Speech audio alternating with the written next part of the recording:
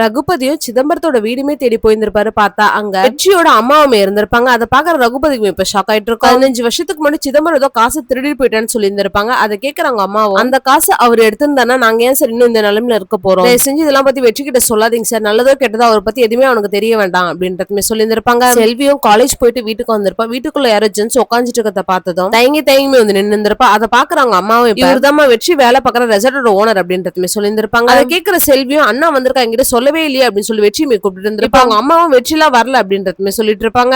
ரகுபதியும் இப்ப அவங்க அம்மா கிட்டே உங்க 2 பேருக்காக வெற்றி அங்க ரொம்ப கஷ்டப்பட்டுக்கிட்டு இருக்கான், அவன் நிஜமாலே ஒரு நல்ல பையன் அப்படின்றதுமே சொல்லிட்டு இருந்திருப்பாரு. ரகுபதியுமே எனக்கு கொஞ்சம் வேலை இருக்குமா நான் கிளம்புறேன் அப்படின்னு சொல்லிட்டு அவருமே அங்க வந்து கிளம்பிட்டு இருப்பாரு. விக்கியும் ஒரு பக்கம் வெற்றியோட சீக்ரெட் கிச்சனை பத்தி யார்கிட்ட சொல்லணும்னு சொல்லிட்டு பிளான் பண்ணிட்டு இருந்திருப்பான். இதே ஒரு காரணமா வச்சு வெற்றி, பாண்டி, ஐஷு, வேணின்னு சொல்லிட்டு எல்லாருமே நான் பழி வாங்க போறேன், அவங்க கேங்கே நான் உடைக்கிறேன் அப்படின்னு சொல்லி ஸ்ரீநிதி கிட்ட பேசிட்டு இருந்திருப்பான். ஐஷுக்கும் வெற்றியோட சீக்ரெட் கிச்சனை பத்தியுமே தெரிய வந்திருக்கும். அதனால வெற்றியுமே அவாய்ட் பண்ணிட்டு இருந்திருப்பான். வெற்றியும் தெரியாம பண்ணிட்டாங்க மன்னிச்சிருங்கன்னு சொல்லிட்டு சாரி கேட்டுட்டு இருந்திருப்பான். ஐஷு நான் ரொம்ப நம்பின வெற்றி இன்னசென்ட்டா இருக்கா, நல்லா பேசுறேன்னு நினைச்சுக்கிட்டு இருந்தேன், ஆனா நீ இப்படி ஒரு விஷயம் கூட எதிர்பார்க்கவே இல்லை, ஆனா கூடவே இருந்துட்டு தெளிவா டிராமா பண்ணி ஏமாத்திட்டல அப்படின்னு சொல்லி கேட்டுட்டு இருந்திருப்பா. உன் மேல கோவப்படுறத விட உன்னை பத்தி தெரியாமலே உங்க கூட பழகுறத நினைச்சு எனக்கு ரொம்ப அசிங்கமா இருக்கு அப்படின்றதுமே சொல்லிட்டு இருந்திருப்பா. வெற்றியும் ஊர்ல பிரச்சனைங்க, அக்கா கடை வேற மூடிட்டாங்க, என்ன பண்றதுன்னு தெரியாம தாங்க இதை பண்ணிட்டேன் மன்னிச்சிருங்க அப்படின்னு சொல்லி பேசிட்டு இருந்தப்ப இதெல்லாம் எதுவுமே கேட்காம ஐஷுமே அங்க வந்து போயிட்டு இருப்பான். வெற்றியும் பாண்டி கிட்டயும் சிவா கிட்டயும் ஐஷு இதை பத்தி வெளியே கண்டிப்பா சொல்ல மாட்டா அப்படின்னு சொல்லி பேசிட்டு இருந்திருப்பா. அதை கேட்கிற சிவாவும் ஐஷு தான் வெளியே சொல்ல மாட்டாள், அப்பதுக்கு நம்ம பயப்படணும் அப்படின்றதுமே கேட்டு இருந்திருப்பா. அப்ப வெற்றியும் இதோட நம்ம இதை முடிக்கதான் நமக்கு நல்லது, நம்ம தப்பு பண்றோம் பாண்டி, இவ்வளவு நாள் தப்பு பண்றோம் தெரிஞ்சுதான் பண்ணிட்டு இருந்தோம், ஆனா ஐஷு சொன்னதுக்கு அப்புறம் மனசுக்கு ஏதாவது தப்பா படுது, வேணாம் இதெல்லாம் அப்படின்றதுமே சொல்லிட்டு இருப்பான். இந்த சீக்ரெட் கிச்சன் எல்லாம் வேணாம், அந்த கிச்சன்ல இருக்க பொருளை எடுத்து வச்சிடலாம் அப்படின்றதுமே சொல்லிட்டு இருப்பான். சிவாவும் பாண்டியும் உனக்கு ஓகேனா எங்களுக்கும் ஓகே அப்படின்றதுமே சொல்லிட்டு இருப்பானுங்க. ரியாவும் அவ ரெடி பண்ண மசாலா பாக்கெட்டோட சாம்பிளுமே இன்வெஸ்டர் கிட்ட போய் கட்டிட்டு இருந்திருப்பா. அங்க இருந்து இன்வெஸ்டர் ஒருத்தமே உங்களோட ஐடியா ரொம்ப நல்லா இருக்கு, பாக்கெட்டோட குவாலிட்டியுமே ரொம்ப சூப்பரா இருக்கு அப்படி சொல்லி பேசிட்டு இருந்திருப்பாரு. நெடுமாறனும் என்னது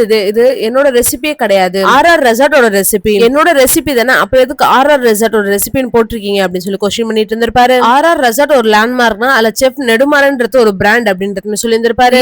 இது இதுக்கப்புறம் பெரிய பிரச்சனை ஆயிடக்கூடாதுன்றதுக்காக இப்ப நெடுமாறன் கிட்ட அப்பா வந்ததுக்கு அப்புறம் இதை பத்தி பேசிக்கலாம் அப்படின்றதுமே சொல்லி இருந்திருப்பாரு. நெடுமாறனும் இந்த பாக்கெட்கான ராயல்டி எனக்கு வேணும் அப்படின்னு சொல்லி கேட்டு இருந்திருப்பாரு. ரியாவும் அதெல்லாம் எப்படி சார் முடியும்னு சொல்லி கேட்டு இருந்திருப்பா. அதுக்கு நெடுமாறனும் இதே ரெசிபியை ரெசார்ட்ல பண்ணி கொடுத்தா அது சர்வீஸ், ஆனா நீங்க அதை பண்ணி சேல் பண்றீங்க, அதை வச்சு காசு சம்பாதிக்கிறீங்க, அதனால நான் அதுக்கான ராயல்டி கேட்கறேன் அப்படின்றது சொல்லி இருந்திருப்பாரு. நெடுமாறனும் அங்க இருக்க இன்வெஸ்டர் கிட்ட RR ரெசார்ட்டோட ரெசிபின்னு போட்டா சேல் ஆகுமா இல்ல செஃப் நெடுமாறனோட ரெசிபின்னு போட்டா சேல் ஆகுமா அப்படின்னு சொல்லி கேட்டு இருந்திருப்பாரு. அந்த இன்வெஸ்டர் எல்லாமே செஃப் நெடுமாறன் தான் சொல்லிருப்பாங்கன்றதுனால இப்ப நெடுமாறன் நான் சொல்ல வேண்டியது எதுவுமே இல்ல அப்படின்னு சொல்லி அவருமே அங்க வெளியே போயிட்டு இருப்பாரு.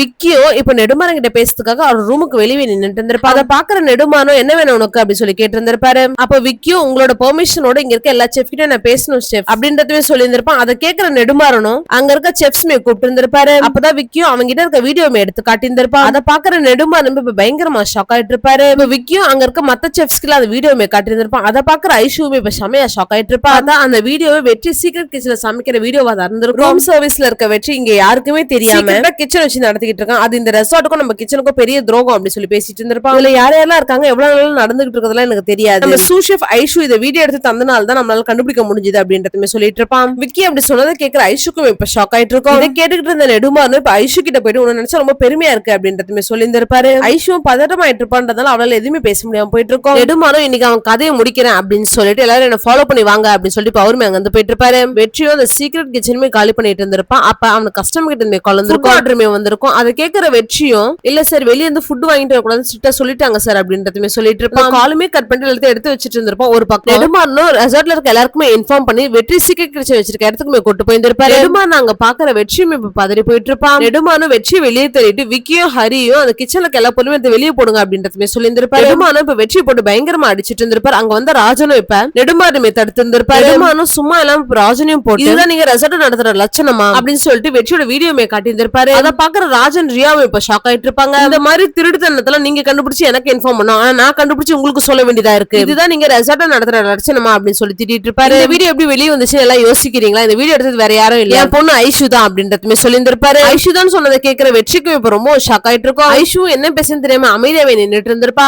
நெடுமாறனும் என் பொண்ணு தான் கிச்சனையும் ரெசார்ட்டையுமே காப்பாத்திருக்கா, ஆமாவா இல்லையான்னு சொல்ல ஐஷு அப்படின்னு சொல்லி ஐஷுமே பார்த்திருந்திருப்பாரு. ஐஷுவும் வேற வழி இல்லாம அங்க இருக்கும் எல்லாருக்கும் முடியும் ஆமா ஷெஃப் அப்படின்றதுமே சொல்லி இருந்திருப்பாரு. கண்டிப்பா வெற்றி மேல போலீஸ் கேஸ் கொடுத்தே ஆகணும் அப்படின்னு சொல்லிட்டு அவன் வெளியுமே எடுத்துட்டு வந்திருப்பாரு. எல்லாருமே நெடுமாறனை ஸ்டாப் பண்றதுக்குமே ட்ரை பண்ணிருப்பாங்க, ஆனா அவர் எதையுமே கேட்டு இருந்திருக்க மாட்டாரு. போலீஸ் கிட்ட வெற்றியுமே புடிச்சு கொடுத்துட்டு இருந்திருப்பாரு. வெற்றியும் ஐஷுமே ஒரு மாதிரி பாத்துட்டு இருந்திருப்பான். அதெல்லாம் பாக்குற ஐஷுக்குமே இப்ப ரொம்ப கஷ்டமாயிட்டு இருக்கும். போலீஸ்மே வெற்றி அரெஸ்ட் பண்ணி அங்க இருந்து கூட்டு போயிட்டு இருப்பாங்க.